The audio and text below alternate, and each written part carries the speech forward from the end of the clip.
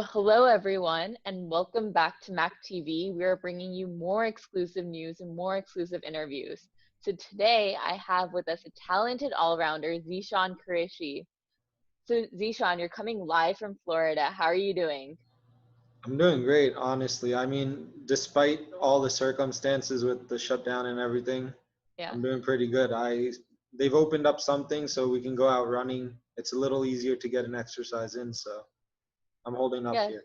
So, I can see that you're back at home. So, how was it, being in Orlando, and how has it been traveling back and forth as well? It's honestly been very peaceful because no one's on the road, so it's a nice little drive. And then over here we have nets at my dad's house, so I get Yeah. to practice a bit more than I would up in Orlando. Exactly. And I know in Orlando you were also working. So kind of tell me about that. How is it kind of going out there in the workforce, and being able to take those precautions as well and keep yourself safe? The workforce is tough. The biggest precautions, obviously, that we take are wearing masks and gloves. Yeah. They make us change our gloves like every 2 hours, so Okay, that's good. it's Yeah. very consistent, and I think that's the important part because the only way you can, you know, bring number of cases down and have more people recover is through these precautions. Yeah. Yeah, definitely. And I mean, I think across like across USA, I think a lot of states, they are starting to slowly open up. And I know in Florida, many places, beaches and things are also opening up.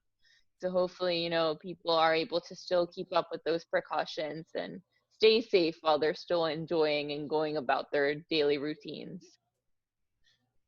And then speaking of routines, what have your lockdown schedules been like? Have you been doing any other things, new hobbies that you finally found?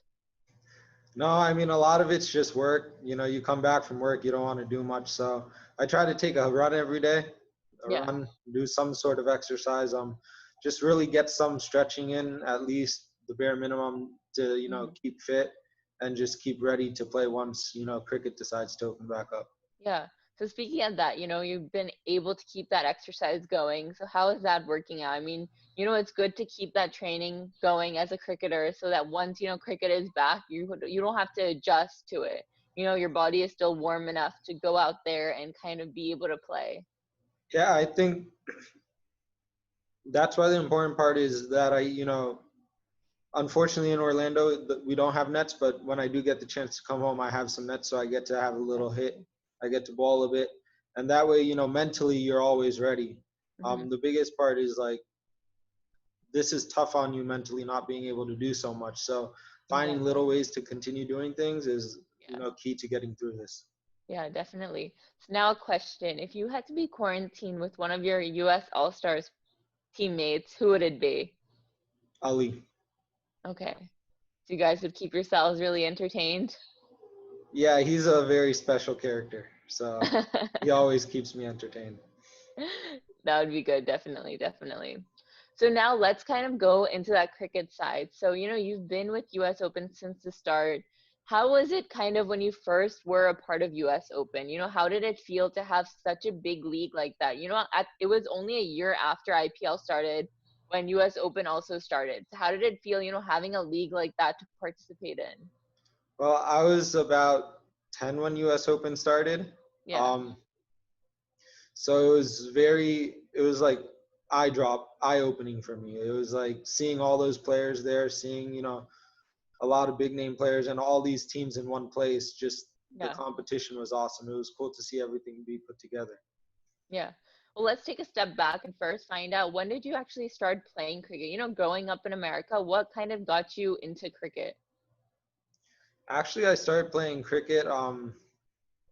I picked up a knee injury in school, and while I was, recovering from my knee injury and spending time at home and with the family, I would go to the cricket games and just watch my dad play. And Okay. I would watch them play. And then one day I decided to try and play myself. It Yeah. was around 2008 when before US Open started, when they had the MAC T20. That Yeah. was when I really started to play cricket. Okay. And kind of what was it about cricket that you kind of really liked and that excited you besides, all these American sports that we also have, but what was it towards cricket that kind of, was like, no, I want to give a chance at cricket. I want to get better at cricket. I think the biggest part of it was the influence from my father. Having that Yeah, background, it was a way to spend time with him. Where if I yeah, went to play soccer or anything like that, I'd be away from him while he plays cricket. So it was exactly. just a way to bond with my father. Yeah. So now let's go back to US Open. So with US Open, having 12 editions so far, how has it been? How have you seen the progress, over the years? So why don't you share from your own eyes? Because you've been in the involvement, you've seen your father work so hard over the years, you've seen it improve. So tell me some insights about how you've seen the changes happen. Well, I think a lot of the changes happened through the cash prize. Just because he kept raising the cash prize, we would get players, who were serious about winning. You'd get these big name players come here and they actually want to win because there's Mhm. something good to be won.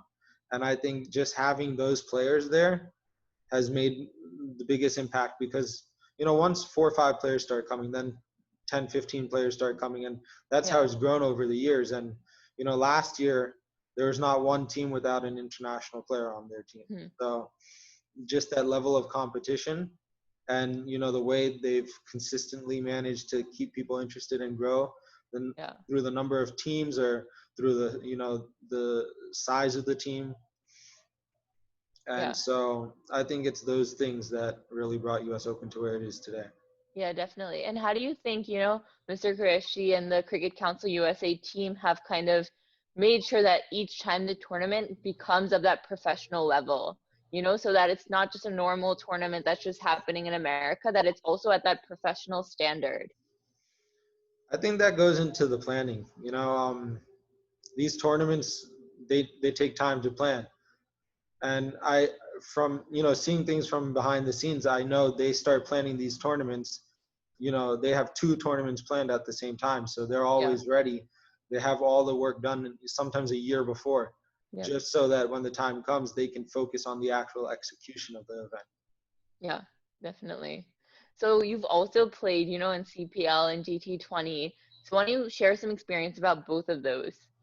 So we'll start with CPL. Yeah, so CPL was cool. It was in 2016 was I spent around the Guyana Amazon Warriors team.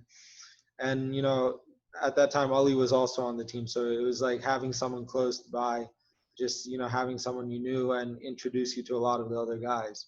Yeah.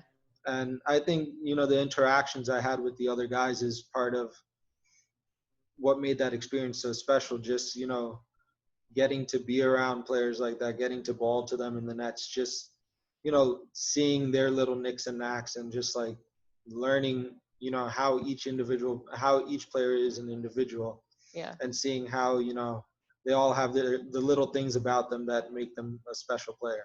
Yeah, definitely. And then how about GT20? I think the coolest part about GT20 was being on Toronto Nationals. We were led by Yuvraj, and just having Yuvraj, having Brendan, having Kieran in the team. These are 3 big name players, especially in Exactly. T20 cricket. And so getting to share the dressing room with them, just seeing how they view the game and seeing how they see the game, it's just like it's it's so different. Coming from Mhm. America, you don't see the game. You see the game a lot different because we don't have that history of cricket that these other Yeah, countries have. yeah, definitely. So how would you say, you being a part playing in those two other leagues after, playing in US Open for so long, how would you say that US Open kind of prepared you for the going into those leagues where you're playing with so many other international players and, be able to get in that kind of environment? Yeah, I think the good part is because of the knowing all these players and seeing all of them at the U.S. Open, it gave me familiar faces to see and Yeah, look forward to when I participated in CPL and GT20. Because the guys remember you. It's when they come for U.S. Open, that yeah, everyone's interacting so closely together that it's just like you really get to like meet the people. You yeah, don't have to worry about, oh, they're just walking by, you never say hi or anything. You actually exactly, talk to them at a tournament like US Open. exactly. And I think that's what's special about it. Yeah. I mean, exactly. With US Open, you have that freedom to be able to talk to, talented players that play international level, whether it be Andre Russell, Sunil Samuel Badri, depending on, whoever the players are. And plus, they get to see our talent, the Northeast talent. So, you, Ali Khan, Rizwan Chima, and so many other stars that the Northeast has, which, you don't really get to find that anywhere else in the Northeast. You have that tournament where you have so many professional cricketers, and I feel like for the Northeast, being a part of US Open is almost like being a part of IPL for an Indian, that's living in the country, because it's such an amazing experience that, everyone's always trying to find a team, hoping that they get a chance to play so that, they get to play at such a high level professional cricket tournament. So definitely. Now let's also talk about the MAC T10. So how did it feel, when that was being in the process and when that came out, having a T10 tournament in America? Yeah, honestly, when I heard of the concept that they were going to start doing this T10 tournament, I was kind of skeptical. I was like, Mm, 10 overs is not enough. Like, you can't strategize a game and, just make these plans and follow through with them in 10 overs. yeah, And then the tournament happened. And it was fun just going out there, hitting from ball one. It's exactly. just like a license to go. It's like a net session. And it's just so cool treating a game like a net session. Like, Yeah. if you get out, hey, it's a 10 over game. It's okay. Hmm. Someone else is going to have their day and, make up the runs. But just to be able to go out there and, from ball one, if you see the ball, go for it, that freedom, it's nice. And I think that's what makes T10, a, a version of the game that can be really popular in America. It's short Exactly. and quick.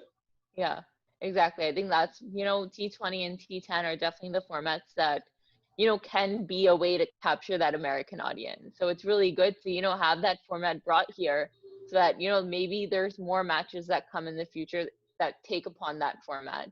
Now, share some light also on Cricket 59. So that is a totally new concept that was also brought by Mac. So you need to definitely share some of that, experience as well to the audience, because I think they're still learning about that concept.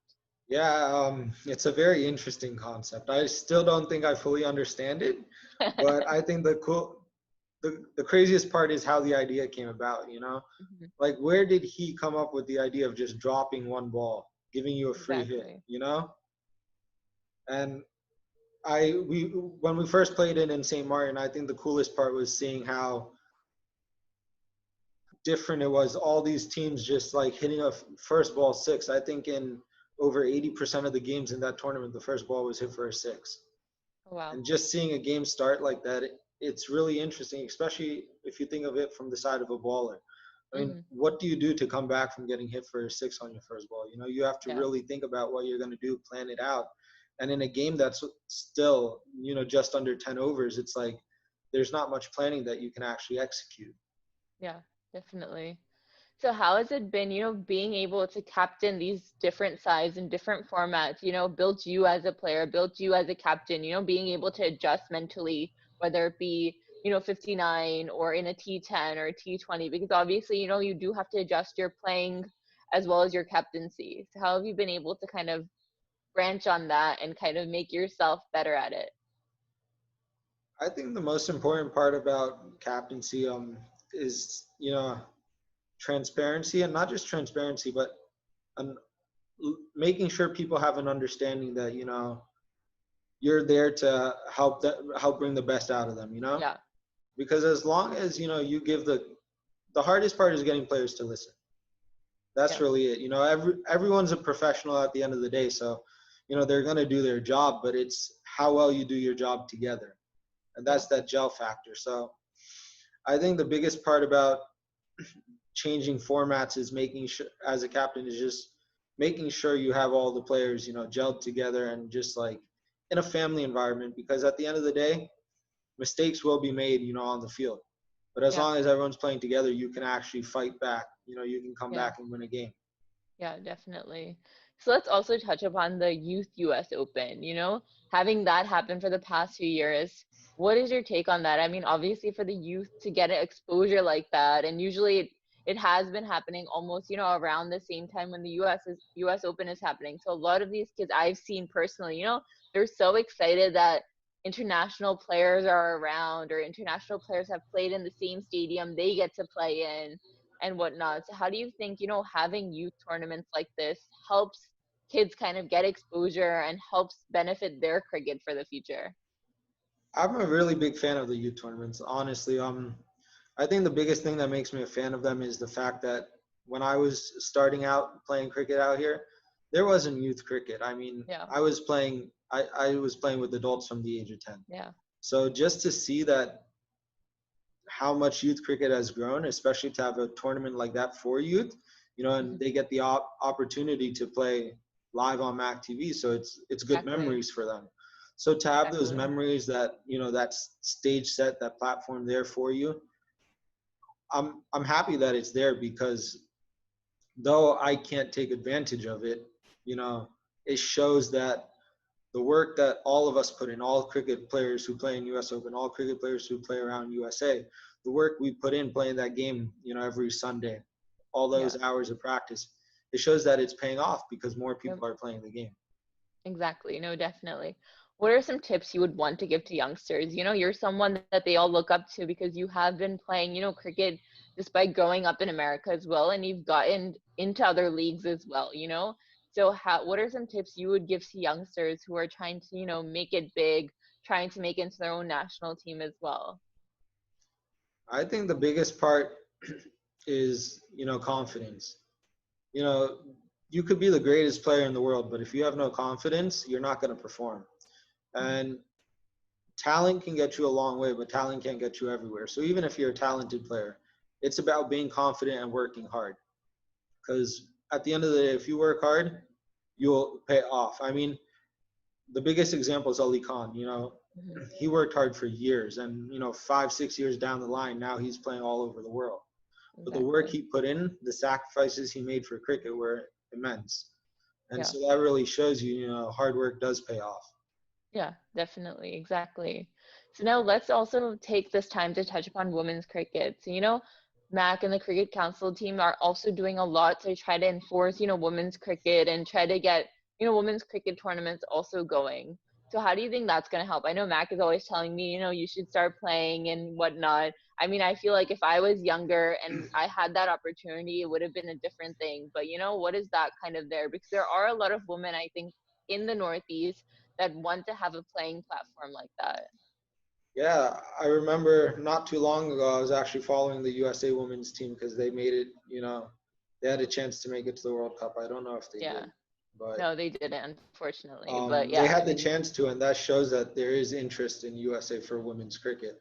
I yeah, think it's really just about trying to push people you can find to play cricket, or yeah, not even push them, but try and, introduce it to them so that yeah. Having a when they're platform, for them to get that opportunity to be playing, somewhere that's actually showcased, not just a normal tournament on some weekend, where it's a proper tournament.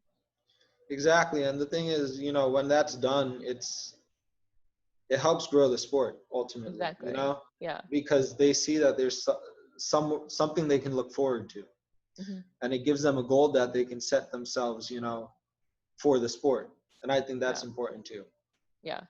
So, I mean, seeing your father, be involved with cricket and just trying to make cricket become like a place in America, basically, in the Northeast, if I must say. How have you seen him, work so hard? How have you seen him kind of develop things? I want to know some insights, because you live with him, so how hard he's working. So what have you seen over the years of, how his hard work has paid off? It's always been paying off, but for him to have gotten to this stage, what are some things that you've seen?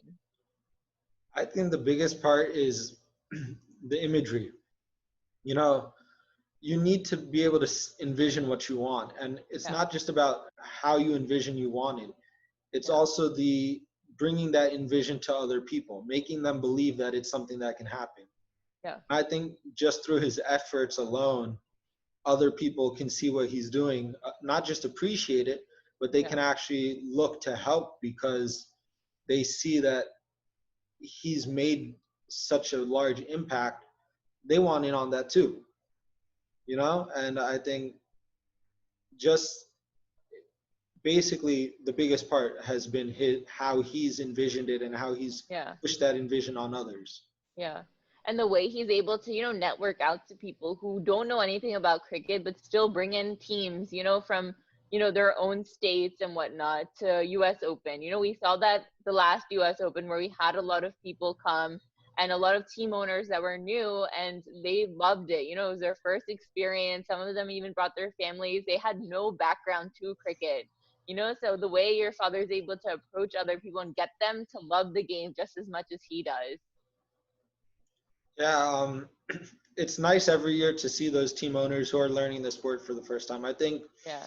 that's the beauty of the tournament, since it's a very, hands-on tournament. Everyone's very involved. Yeah. Even the players play a big role, every year in how the tournament goes down. And I think the biggest thing is that when they're playing a tournament like this, there's not as much stress. You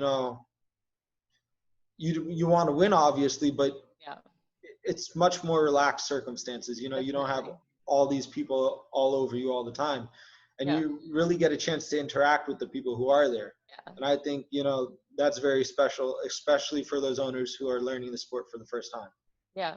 And then how is that collaboration last season of the US Open, being collaborated with Multan Sultan, still being a captain, of a lot of players who played PSL the last season? How was that experience? Your dad was able to get like a part of a team there. Also the owner of Multan Sultan, Ali Tareen, part of that. So how was that experience? It was a different concept that was brought. Yeah, it was. I think the toughest part was making the team, Mm-hmm. because I have a setup every year where I have the 8-9 players who are the same. Yeah, now you had all these new players and you had to figure out, what their strengths are and whatnot to So build your team. I couldn't bring a team of 15 players. I don't Yeah. I don't want to bring too many players for a small tournament, but it's like Yeah. deciding which players of mine are going to stay, which players of mine are going to leave, and then Mm-hmm. how are we going to utilize all their players. So just the pre-planning of the whole team Yeah. took a lot of time, but I think Yeah. ultimately it was very fun. It was a very Mm-hmm. good tournament. The guys Yeah. were great, and it was very different as a captain, because I've always been used to getting a lot of messages, and more of the experienced guys, standing over my shoulder. But it was the first year where everyone was like, hey, do your thing. Okay. I looked at someone, I was like, asked a question, and he's like, you're the captain. You just tell me what you want me to do. And Yep. I think it was a really good experience and a really good lesson to be Yeah. able to have that freedom as a captain. Yeah. Where if you make a mistake, it's all on you, because Yeah. you weren't taking advice from this year or that Yeah. year. And at the end of the day, it's always on you. But in your mind, you'll always pick blame at Yeah. whose fault it is. But when you're 100% free like that with a team of that talent, you can make a couple mistakes and still come back. Yep. Definitely. And if we talk about last season, your performance as well. You were scoring runs, taking wickets in like every single match, So how is that? I mean, a lot of people even saw, how much you've grown in the sport and were able to appreciate that, over the years, how you've been able to kind of capture everything you're learning and kind of make it, show it, with your talent, with your abilities, and show it in the match. So I know like the previous season, a lot of people were just in awe by the way you were, captaining, the way you were scoring your runs and also taking wickets. Yeah, it was a very special US Open. I think the last 8 months, with the blessings of God, have been really good for me. I've just been playing a lot more cricket, Mm-hmm. and I really think just having those extra matches have been making the difference. And it's fun going out there and doing something like that, especially on a platform like the US Open. So Exactly. it was a very special tournament, and I hope, next year it's even better. Yeah, definitely. So why don't you share some of your special moments? What are some of your favorite innings that you've played that you still kind of remember? I think I remember the biggest innings I remember, the most memorable innings was actually from the previous US Open when I got out on 46, Yeah. because I saw the field setting on the ball that I got out, and I knew where I needed to hit the ball, but I was trying to avoid that field setting. And just trying to play across the line got the better of me. Mm, definitely. So let's also kind of touch upon what else, when you think that cricket will start. So what are your predictions on when, you'll be able to get back on the field and be playing against other people? Well, currently, actually, there's a tournament planned June 6th Okay. in Kentucky, a T10. So as long as that doesn't get delayed, we'll be back on the field June 6th. But I think realistically, leagues and all that, will take time through the summer Yeah. to kind of figure out how they're going to enforce, the new Yeah. policies and just Yeah. be able to participate in a safe environment. Yeah, definitely. I mean, I feel like even in the terms of international, I guess it depends on, well, which country, who's going to be the first one to start. I feel like New Zealand, Australia might be the countries who may start before other countries do, because they've actually like completely shut down their lockdown system, where because they don't have any cases increasing. Versus in America, I mean, things are starting to open up, but I'm not too sure if the cases are going to start decreasing. Cases are still increasing. I think in Florida, I mean, some of the beaches opened up, and like the next day, some of the cases were also increasing and whatnot. So I think with America, I think once things start to become more free, they need to see kind of what's happening, if more cases are increasing or not, because we might have another lockdown session that happens if cases just dramatically increase. Yeah, Florida, unfortunately, they don't report their cases anymore. Oh, wow. They keep those numbers to themselves. So no one knows how badly it's affecting us. But I think at the end of the day, people were tired of the lockdown. They were getting frustrated with it. And, you only can make people listen for so long. So Exactly. I mean, when it goes past 2 months, it's like it becomes difficult. Have you been going out otherwise, though? not much. I try to avoid going out, but, little Yeah. trips to the grocery store, Yeah, I mean, and grocery is like a necessary, yeah, so that's the needed. I think, necessary things. But yeah. I try to avoid driving as much as I can. Yeah, I think last week I was just like, I can't anymore, and I had to go get bubble tea. I like called them and made sure I ordered in advance, but yeah, I was like, I can't do this anymore. I can't wait. I don't know when this is gonna end. I know you and your bubble tea, so Yeah, I know. Okay, we're gonna do some quick rapid fires now. So okay. what is your all-time cricket memory? Your favorite memory all time? My favorite memory. Ooh. Actually, this innings I played in St. Martin. I also missed out on my 50, but it was in a T10, so it was Oh, okay. yeah. Um, I scored about 48, and I think the the part that's so fond of that innings is that I hit five boundaries all through the covers, Oh, and just wow. being able to utilize my favorite area to that extent in an innings, especially in a T10, Hmm. was just one of those fonder innings. Okay, so my following question would be, what's your favorite shot to play? My favorite shot to play is over extra cover. Okay. Um, so when you're going onto a field to bat, what do you usually think about? What are some thoughts that you think about as you're walking in with your bat? I try not to think about anything. I try to see how calm and how clear I can get my head, so Okay. that when it's time to take strike, I'm just thinking about the ball. Okay. I wish I could just keep my head clear. I don't think there's ever a moment where I No, keep my it's head clear. hard, but it's possible for everyone if Yeah. you practice and concentrate enough and Yeah, just work on it. It's definitely. definitely a hard skill to master, and it doesn't always work.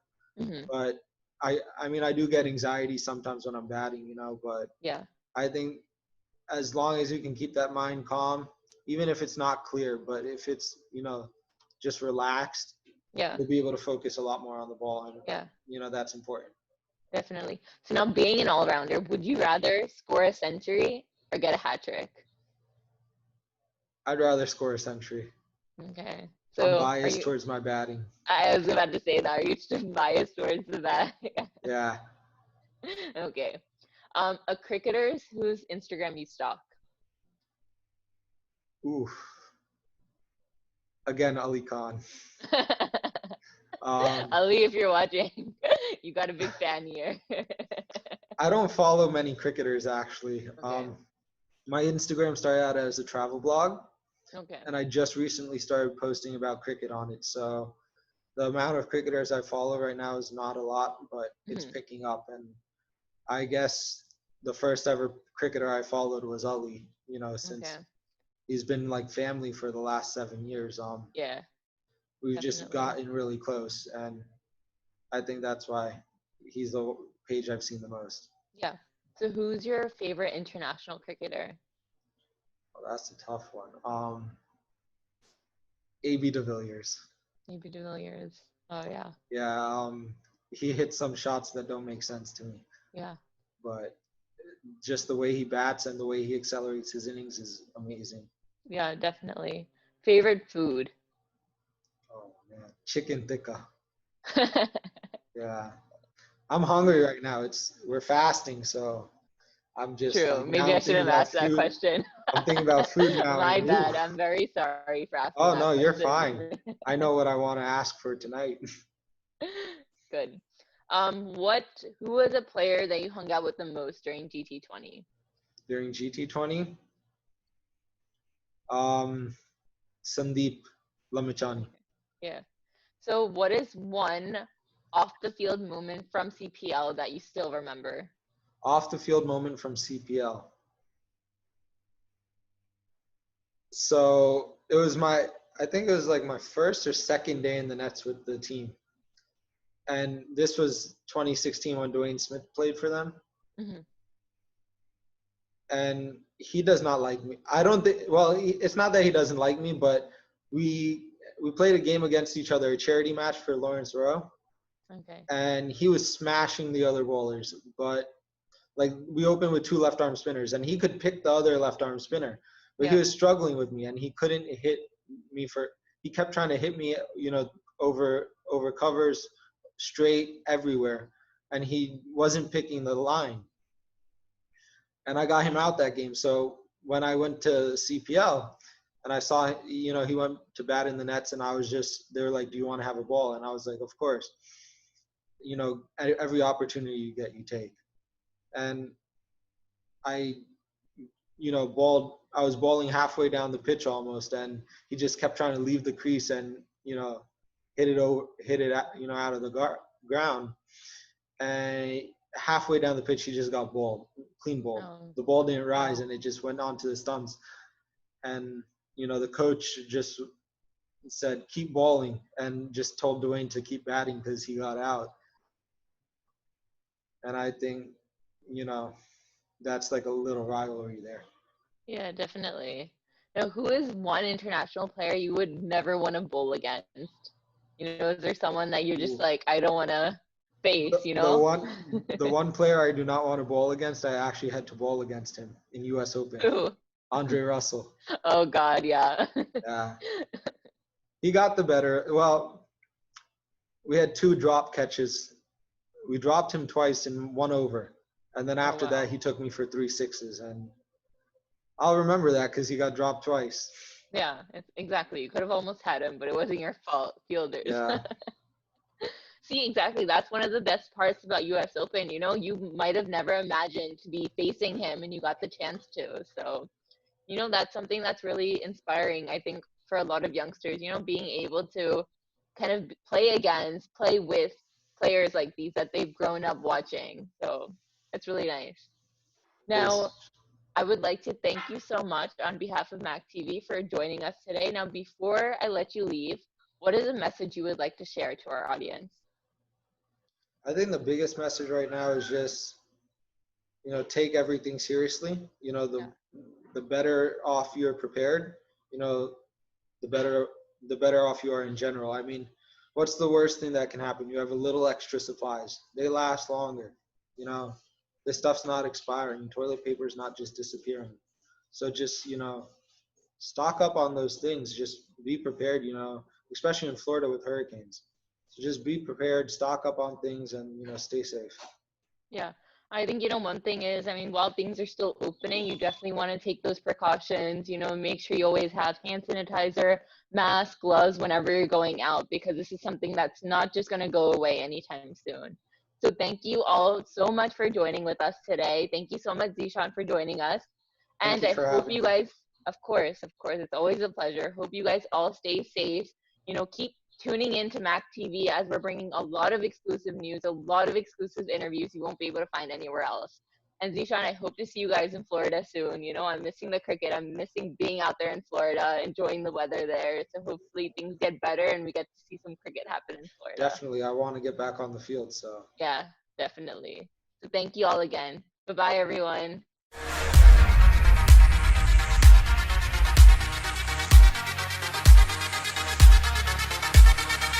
Which is the most authentic cricketing league in America?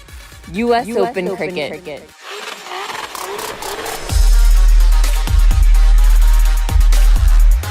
Which is the most exciting cricket in America? US Open Cricket.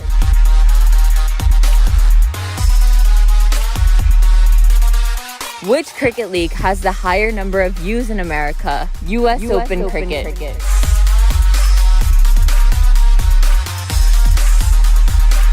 Which cricket league has the higher number of players in America? US Open Cricket.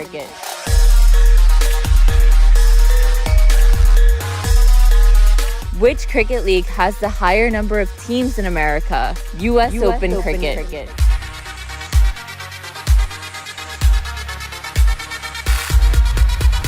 Which cricket league has the higher number of cash prizes in America? US Open Cricket.